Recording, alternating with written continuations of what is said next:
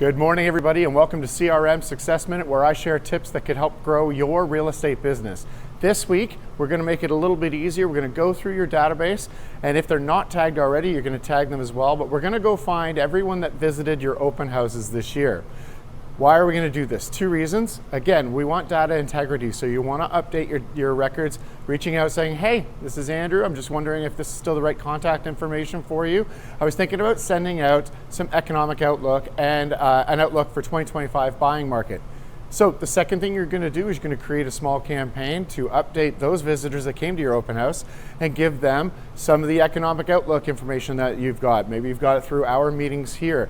Maybe you can get some information from a mortgage broker friend on the projections for 2025. Simply clip a bit of news that agrees with your opinion on the matter, and please share your opinion with them.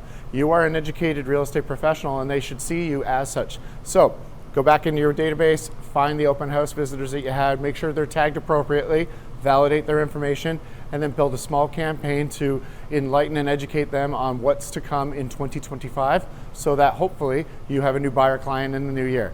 If for everyone out there, enjoy the holidays and we'll talk to you soon. If you want to learn more from Lynn or myself, please reach out directly and book a one-to-one, and we're happy to talk about your strategy in CRM or your strategy in real estate in general. Thanks and have a great week.